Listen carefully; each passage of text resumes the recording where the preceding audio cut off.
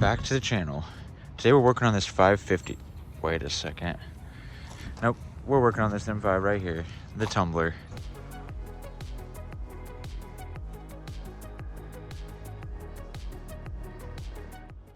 Here we are, we have the tumbler in the building. Here is the OEM Sachs clutch we'll be installing. And here is the lightweight flywheel.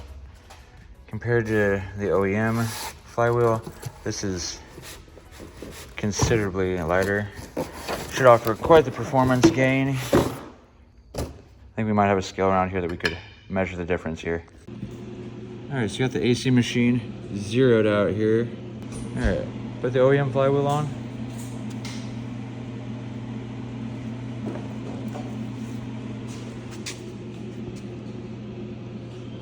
£31, 9.25 ounces.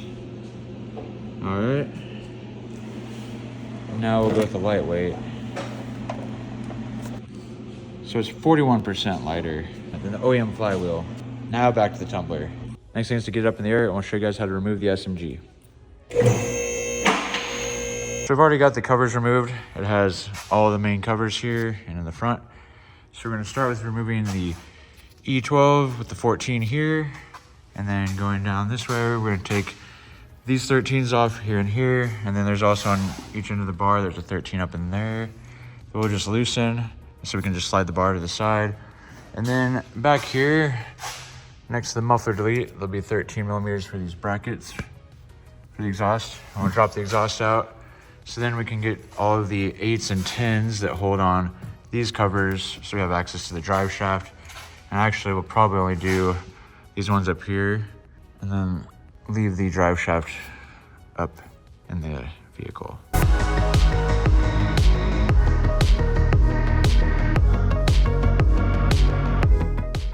With the 10 covers removed, you can now see all the drive shaft. So we're gonna undo the drive shaft here after marking it. And then we're also gonna undo the brace plate here. So when we get to doing the bell housing bolts and pulling the SMG out, we'll be out of the way. And we're gonna do the 13 millimeter bolts there for the CSB. And after that, we should be able to support the transmission, start undoing the mount.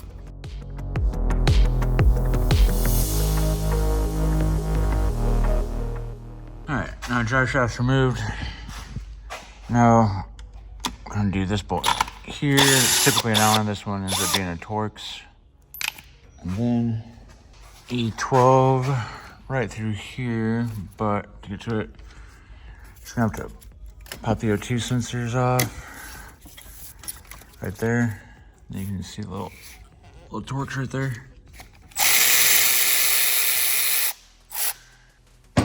And with that guy out, we can pull the cooler back. A little stud right about there. And the cooler comes out. Now we have access to these harnesses here. This one going to the SMG pump. This one going to the hydraulic unit. So basically with all these wires, they like to get hot, come apart. It's a very common problem on the SMG 3 here. So be careful with all these wires. Try not to touch them as much as possible, even though we're about to be touching them quite a bit. Then up here we have upstream O2 sensor. Undo that one from both sides, because this bracket's gonna have to come out of the way. It's held on by these 3 10s. And then we have the crank sensor. Disconnect, and then I think that's a 4 millimeter. And so we're gonna undo all of these connectors here, and then we'll be able to get the tranny jack under it, undo the 13s, 6 of them for the transmission mount. And then we can start getting to the bell housing bolts. On the O2 sensor connectors, they do have little tabs on them. You can give like a little screwdriver or a pick. You can also just kind of muscle them apart too and pull them. And then should be almost good to go. One cool thing about the SMG is it's all like self-contained, so there's no lines going to coolers in the front or anything like that. All the fluids contained in there, and so we won't lose anything. Let's go.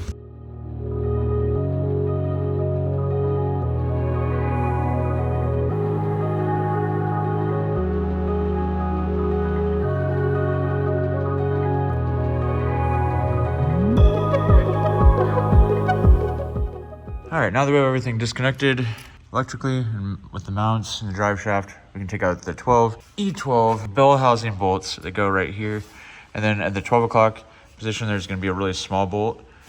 That's the last one that holds on the starter, so don't undo that one. Once the SMG's out of the way, we'll show it to you, but we've got everything disconnected here, so ready to pull it out.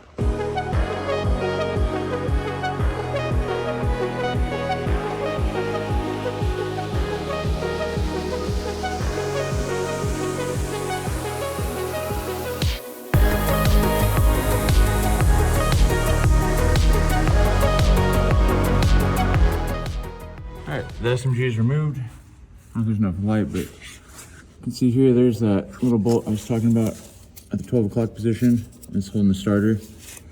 So now to remove the clutch and the flywheel. To remove the clutch, especially if you're gonna reuse the clutch, you're gonna need this tool here. So go in and keep everything aligned. Just insert it all the way in there. I'll show you again. So you're just gonna insert it in. And then you can kind of feel this latch in place. So just push the handle in. And then as you undo the pressure plate and the clutch, it's gonna expand.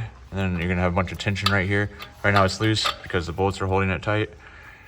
And then it's gonna stop all of the discs from moving, so everything will stay in time. So now that we have the tool in, we can undo all the bolts on the outside here, a half a turn at a time, then we can take the clutch off.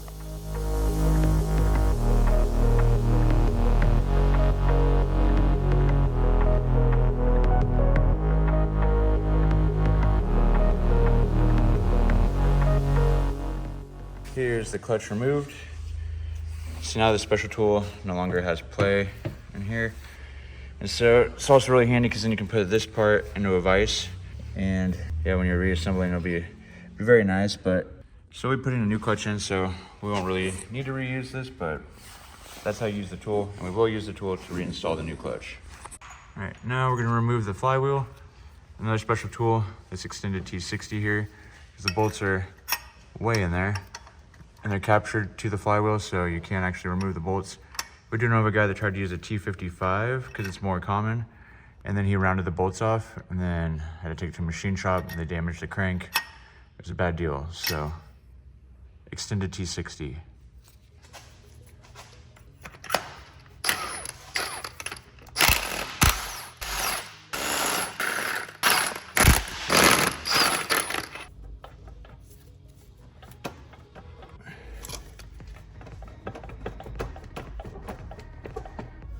As you can see, it's not just gonna fall off on you, so don't need to worry about that.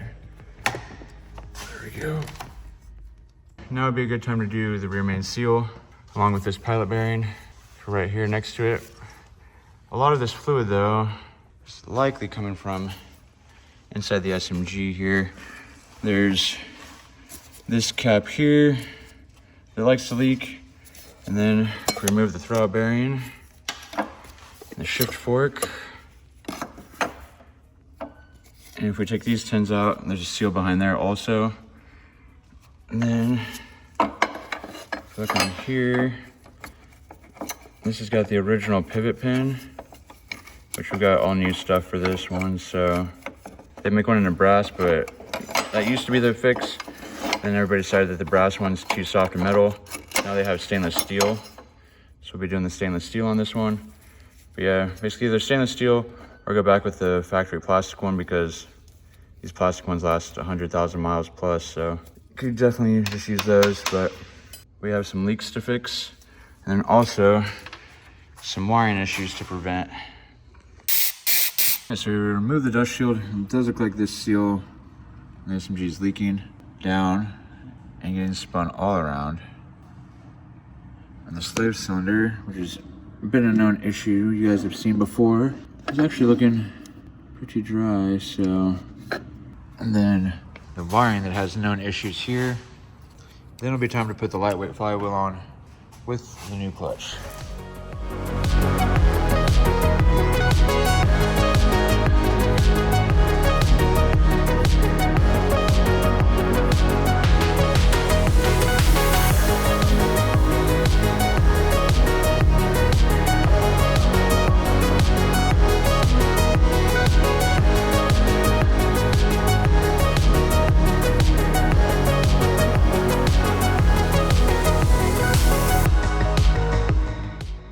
Now that we have our hydraulic unit wiring all heat shrinked individually and then wrapped with the official BMW tape, put the part number in the description for that. We also put some liquid electrical tape at the very end here.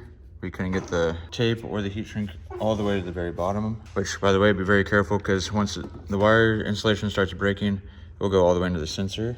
But we also got the inside of the bell housing all cleaned up. So shift fork, the stainless steel pivot pin in there, lubricated on the pin and on the splines. And we just overall cleaned up the transmission here. So now it's time for the clutch. I'm replacing this 31-pound option with this nice 18-pound option from Euroconnex. So if you remember, on our factory, the OEM flywheel here, we had the T60s. They're inside the hole, captured bolts.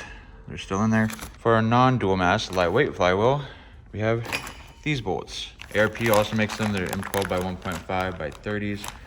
These bolts we did not get from ARP because ARP is sold out currently, but these are grade 12.9. So we're gonna use these with the same torque spec and then install it just like you would the OEM flywheel.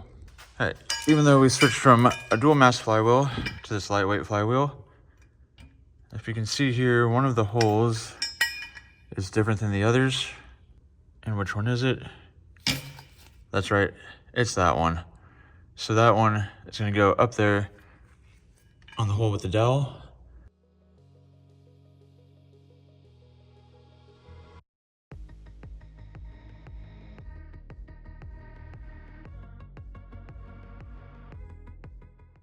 All right, so I used the bolts for the flywheel and put them all in there snug just so it would hold the flywheel evenly to the back of the crankshaft here. And the BMW procedure doesn't say to put Loctite on there, but just habit of a lot of flywheels putting Loctite on there. So I put Loctite on there anyway a little bit. The torque spec on it is 105 Newton meters. So we're gonna torque it down to 105 Newton meters, even though it's technically a wet torque, not a dry torque now. But use blue Loctite on it and done 105 Newton meters quite a few times. And not once has any of the bolts ever backed out. And also on the tumbler here, it needs all the tightening it can get because it definitely gets put through its paces. So let's torque some bolts. Oh, and lastly, there isn't a sequence for torquing this like there is on the clutch. So we're just gonna kind of go in like a star pattern, you know, but here we go.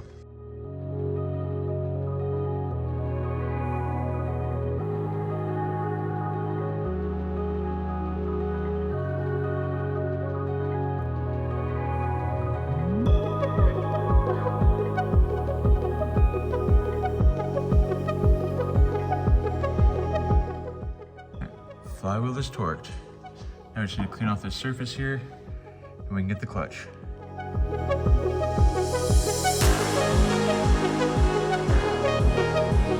It's kind of hard to see, but on the back of the flywheel, there's these holes here. On the back of the clutch, there's these springs. So the springs have to fit evenly with no tension. All right, here we are with our clutch and this tool from earlier. And so what we need to do is put the clutch on the tool. And so don't open or don't cut these until we're ready to put it on there. And also make sure that your white marks right here on the sides are lined up so you know it hasn't moved in shipping. If it has, let Saks know and they'll send you a new one.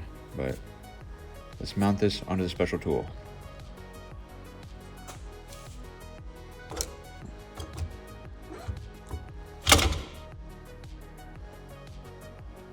So the tabs here came out when the clutch went on. Now there's no free play and everything moves together, so we can go install it onto the flywheel.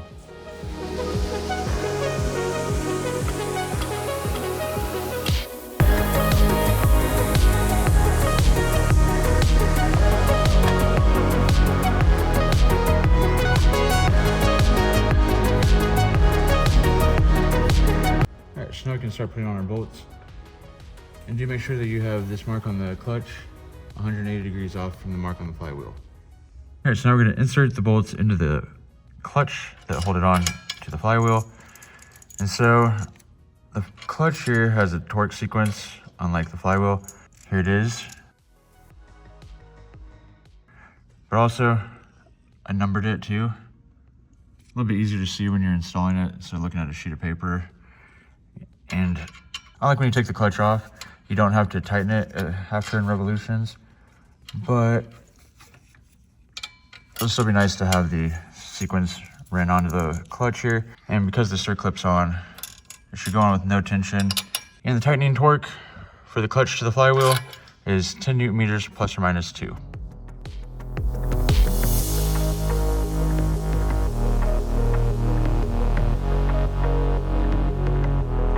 All right, now it's time to torque the clutch onto the flywheel. Set up for 10 Newton meters. I did go around and snug all of the bolts up.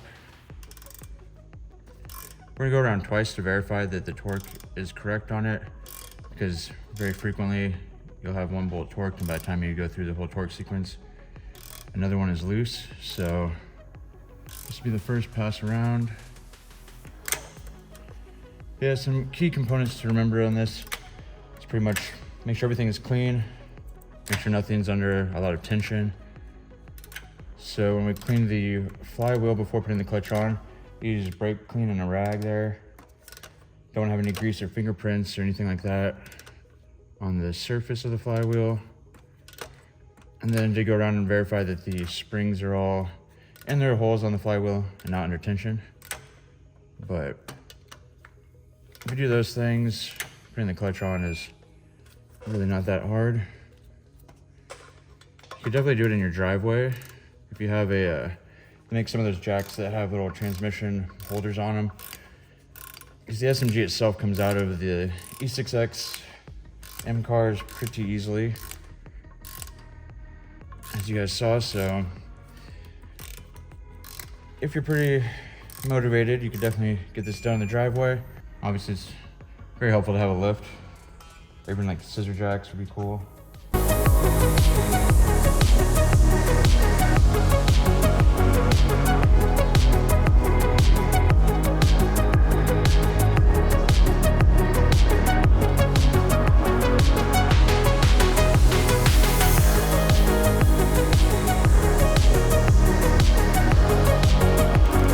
And I guess another thing I forgot to mention earlier was how we held the crank.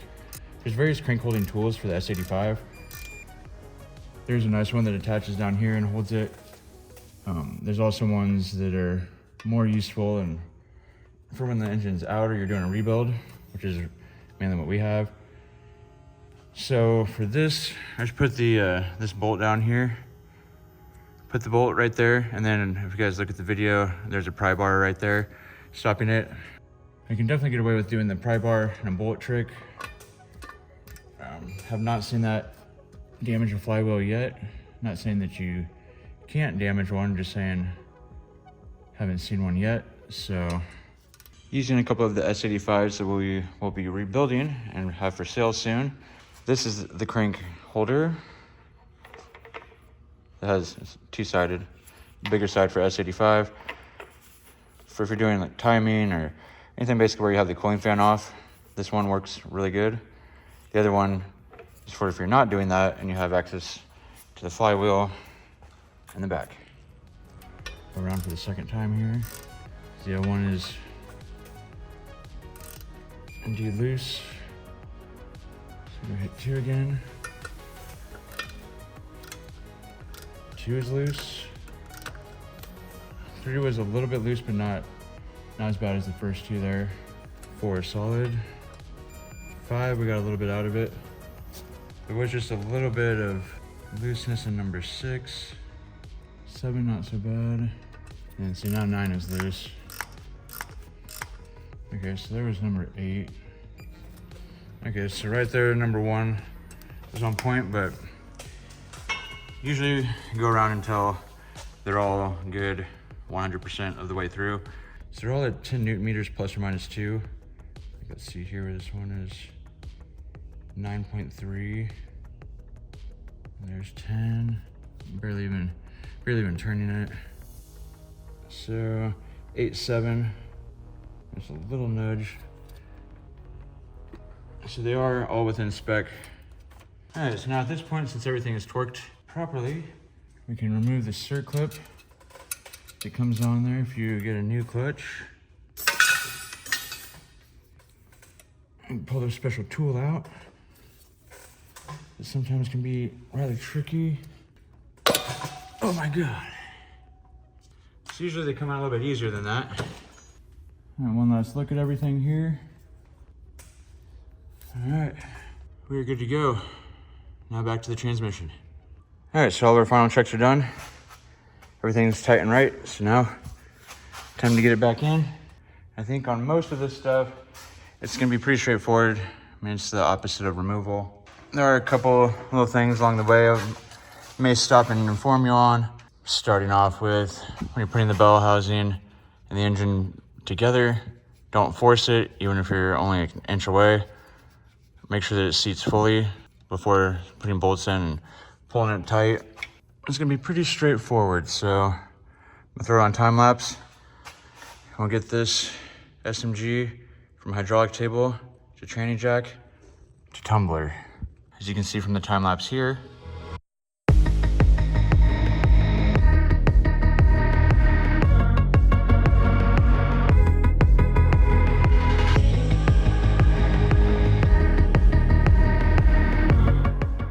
It's also nice when putting the SMG in to have a helper. Going solo on this one did not work out that well. Luckily, Kaylee came to the assistance. All right, when it comes to bell housing bolts, see if we can focus over here. Okay, so this one over here, and that one over there. Going to the starter, there's that middle bolt I showed you when the transmission was out. All right, now that we have all of the bell housing bolts in, we're gonna go through, torque them all. There's quite a few different options for torques, as far as hex head or Torx head, steel, length of them, etc. But ours are pretty much all gonna be 43 Newton meters. And after we torque all the bell housing bolts, then we'll put on the drive shaft, start putting in the cooler, electrical connectors, and then eventually get to the exhaust and the undercovers. But we have to still leave access to this guy right here so we can bleed it on the CH11S side of the gearbox. And then since this one had that input shaft seal leaking, we're also gonna service the gearbox itself too.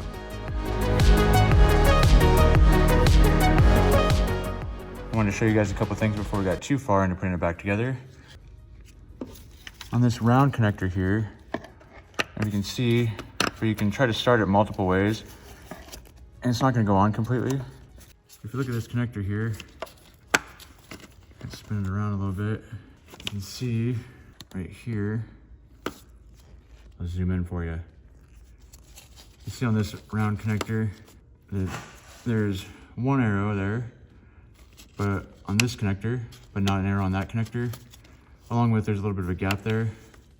So this connector is installed incorrectly. If you rotate it over a little bit more, there's an arrow. Those two need to line up. On the drive shaft, make sure you put it back where you marked it before taking it off. Along with on the center support bearing too.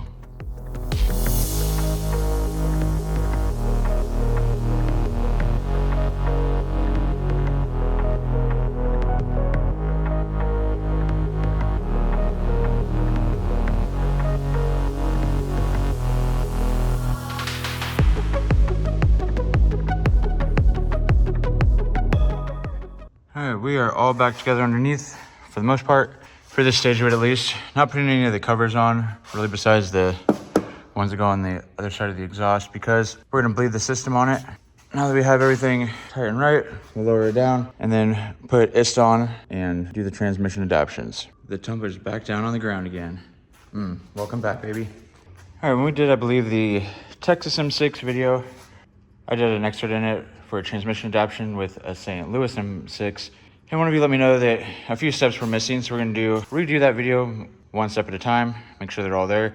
So any of you trying to do this at home have all of the steps. So bear with me as we start another video right about now. So we have the charger hooked up under the hood. We have our DCAN, KCAN cable here. And then we have laptop with the software needed. So going in here, first we're gonna make sure the vehicle interface is set up for DCAN, KCAN here. And then we're gonna go read out vehicle data, complete identification. And if everything is set up correctly, VIN number is gonna pop up here in the corner. And there's the VIN number. And loading the vehicle work order. E-chassis vehicles, take a little while to load. All right, so we're all loaded up here. Green rectangles here are modules that we have communication with no codes. The yellow rectangles are modules that we have communication with but have error codes in them. Red rectangle is a module that we cannot communicate with. In this case, it's CID because the tumbler's got an F10 screen in it. So that explains that. We can go down here and do display fault memory. It's going to pull up all the codes. Some are for low voltage, a lot of low voltage. One's an O2 sensor. Got some SMG codes in there. So we'll delete all of those. We should delete down there at the bottom. Confirm. And then it's going to want you to change the terminal. On an F series, it still will actually change the terminals for you. On the E chassis, we have to push the button ourselves, like peasants. So terminal change. All right. And then we can either do start vehicle test down here in this bottom corner, but we're going to go up to vehicle management at the top there, then down to service functions on the level right below that, and then over here to powertrain, SMG transmission control unit, service functions, exchange and repair, and then we're going to do replacement and repair, the only option. And then when we get to here, we're going to go with transmission control because it goes through all of the adaptions when you do that, even though we only did the clutch. So we're going to tell it transmission control. You can go through and say clutch and go through the specifics of exactly what you did, and you won't get the full option list here. But in this case, we're going to go through all of them and teach the transmission 100%. Starting with teaching the clutch valve characteristic value. So we'll click that one, push continue at the bottom. And then terminal 15 on, engine off, yes. It just means being in ignition 2, so we saw where all the lights on the dash turned on. That would be ignition 2. And then you can hear the clutch valve operating down there, along with the pump. Let's see, test program not completed correctly. So, in this case, we're going to rerun it.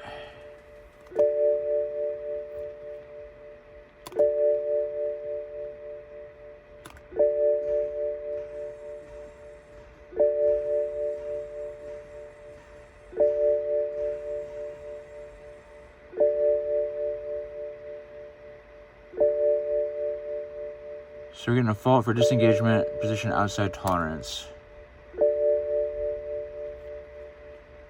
So we're gonna go back. We have to figure out why the disengagement position is outside of tolerance.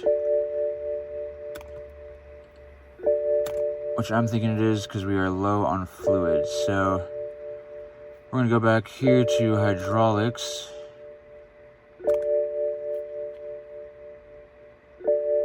So after replacing clutch slave cylinder, because we did open the lines to it. Was the hydraulic system of the sequential M gearbox opened? I'll say yes. I'm gonna do vent clutch slave cylinder up top. Should be venting, but we're gonna go underneath the vehicle and make sure that we have enough fluid in there. We're under the tumbler with our CH11S, but no leaks, so that's a good thing. So we're just gonna get it topped off here and continue the ventilation process. All right, so clutch ventilation ended with no faults. So we go continue here. I'm gonna say no, so we won't bleed it again. And then we'll do the teach-in.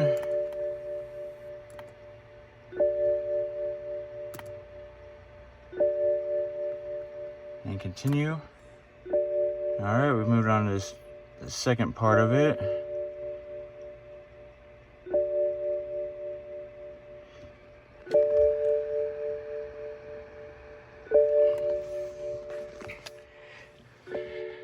Yeah, the beeping is mildly annoying. Good old BMW gong. I'm sure everybody's having a mild heart attack right now. As you can hear out here, it is running. As it stopped. Oh. So ventilating the slave cylinder definitely helped. Getting us one step closer to running this. Now it says program terminated, but completed successfully. So we can go to continue here. And it's going to save the teaching values. Now we're going to go back from here. Instead of doing teaching clutch slip point, we're going to go back. We're going to go to the main section. And then go back to where we started with transmission control. And then go into here. So we already did clutch valve just now. So we're gonna do complete transmission. With this one, terminal 15 on, engine off, clutch disengaged, and then service brake or the park brakes off. And we'll push continue. And on this, you can hear the transmission actually shift gears.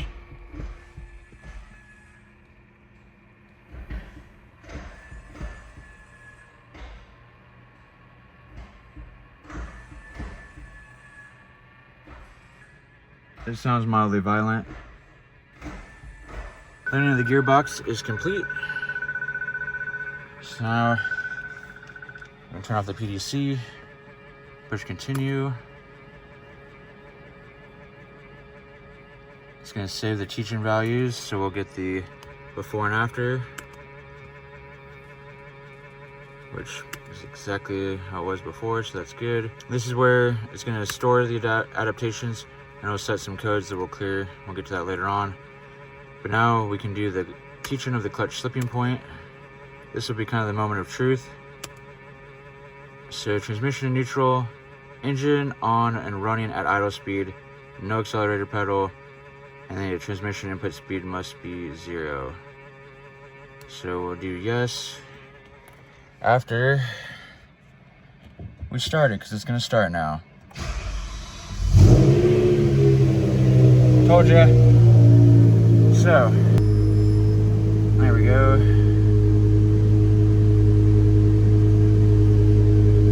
Okay, push continue. Once engine off, ignition on. Push continue. I'm gonna do the save teaching values. Get the before and afters. There were some changes made there. Mild, but changes made. Also, it's a good idea to read some of this information here on the right hand side. Very useful stuff. And then we'll do the last one. The acceleration sensor. Push continue down at the bottom again. Terminal 15 on, engine off, yes. And continue.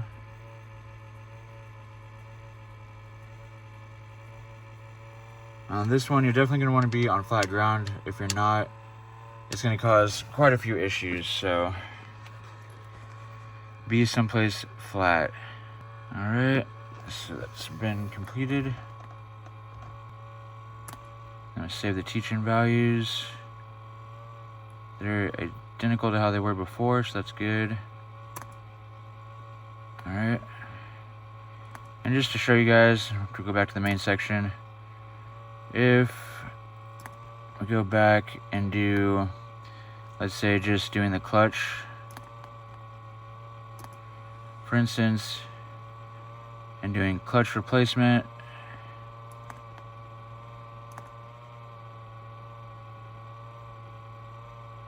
and then say no, I'm bleeding the hydraulic system. Basically, you get these two tests to do. I prefer to do all of them. It doesn't take that long to do all of the available ones for the SMG. It just kind of keeps it all up to date with how the current parts are and their wear level and everything, so definitely prefer to do that.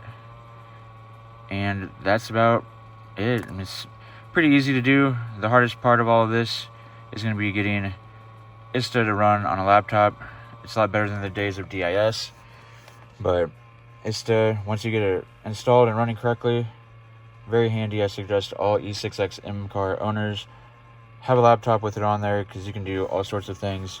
I mean, the ease of which you can just go up to engine electronics and then do Vanos ventilation right here.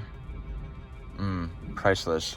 Now that we've got the adaptations done, it just starts and we have a check engine light. Interesting.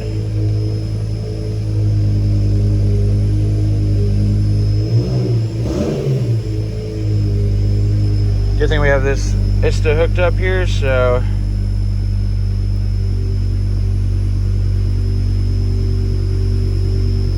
I'm not sure exactly what is going on.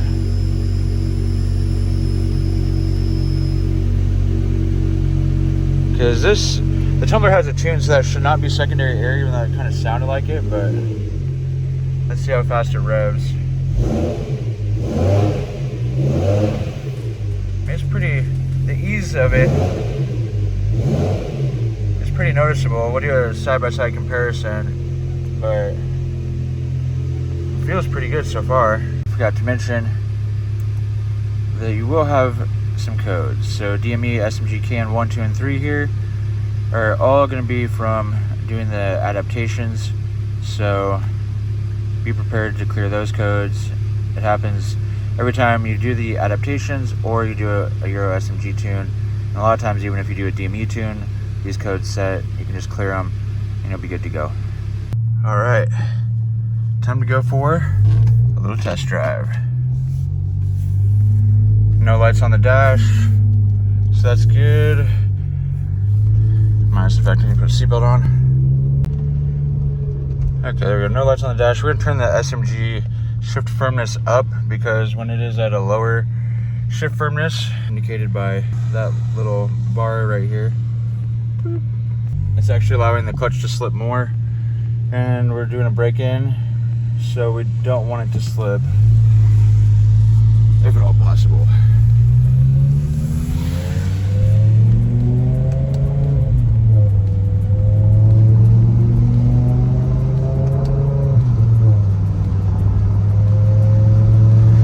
Initial impressions at low speed though, it definitely doesn't take, like, I'm not really pushing on the gas much or like at all, and it wants to accelerate a lot easier, we'll say. Kind of bumpy, but too bad it's raining. Gotta keep most of the windows up or else you can hear. She's got quite the sound to her.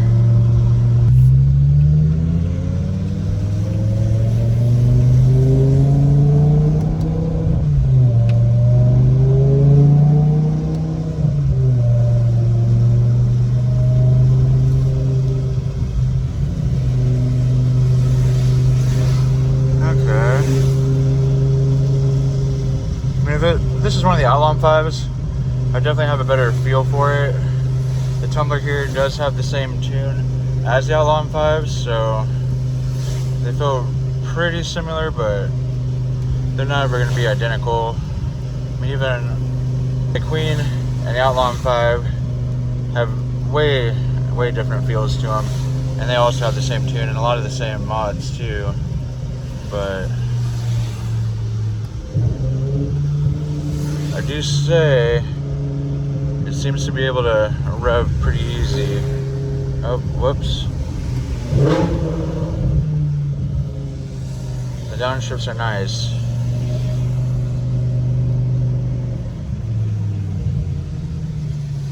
The downshifts are nice. Alright, I'm going to continue the test drive here. I'll be back when we're turned around. Alright, we are on our way back to the shop. Gone for about 15 to 20 miles round trip. The break-in is going to be, depending on the amount of shifting you do and type of driving, you're going to be looking between 500 to 800 miles. And they're saying Pretty much don't do takeoff RPMs higher than 2,000. Don't downshift above 2,000. Upshift at 3,500 to 4K. Don't go above that. And yeah, no heavy loads. Not even really medium loads.